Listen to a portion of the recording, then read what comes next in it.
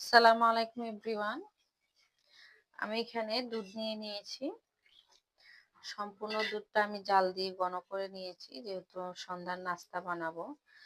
আর এরকম নাস্তা কিন্তু খুব হেলদি খাবার, বাচ্চারাও কিন্তু এই নাস্তাটা খুব চেটেপুটে খাবে, কারণ এটা খুব একটা হেলদি খাবার বানাবো।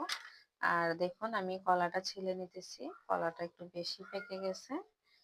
তো একটু ভিন্ন ধরনের নাস্তা যদি ঘরে বানানো হয়, বাচ্চারা পছন্দ করবে, নিজেদেরও খেতে ভালো লাগবে। তো আমি আজকের নাস্তাটা কিভাবে বানাইতেছি, একদম এটা সবাই খেতে পারবে, একদম হেলদি একটা নাস্তা।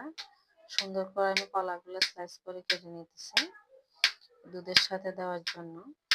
আপনাদের যেরকম পছন্দ আপনারা সেই অনুযায়ী কাটতে পারেন। তো সম্পূর্ণ কলাটা আমার কাটা হয়ে গেছে। এখানে আমি আমার পরিমাণ মতো মুড়ি দিয়ে দিব, আর এটা হচ্ছে একদম লাল মুড়ি, এটা খেতে অনেক ভালো লাগে, সবাই পছন্দ করে। আমি এখানে মিষ্টি জাতীয় কিছু দিব না, মানে চিনিটা অ্যাড করব না। আর যা যা দিতেছি সব কিন্তু মিষ্টি। দিয়ে দিলাম মুড়ি। এখন আমি কলাগুলো দিয়ে দিব সুন্দর করে। তো এই পর্যায়ে আমি এখানে কলাগুলো উঠিয়ে নিতেছি। কলা দিয়ে দিলাম।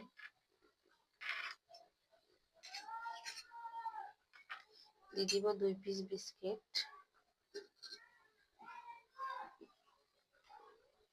বিস্কিট দিয়েছি, কলা দিয়েছি, সাথে মুড়ি দিয়েছি, দিয়ে সুন্দর করে মিক্স করে নিতেছি, যেহেতু এটা আজকে সন্ধ্যার নাস্তা। তাছাড়া দুধ দিয়ে খেতে তো জানেন সবার অনেক পছন্দ এই খাবারটা।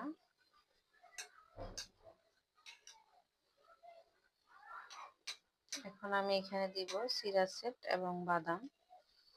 কার পছন্দ আমার এই খাবারটা অবশ্যই জানাবেন। চিরা সেট এটা অনেক ভালো খাবারটা, আমার অনেক পছন্দের খাবার। দিয়ে দিব আমি এখানে বাদাম।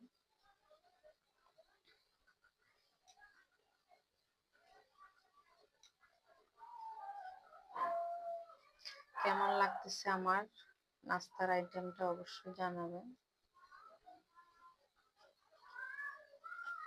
আপনাদের বাসায় এই ধরনের খাবারগুলো যদি খান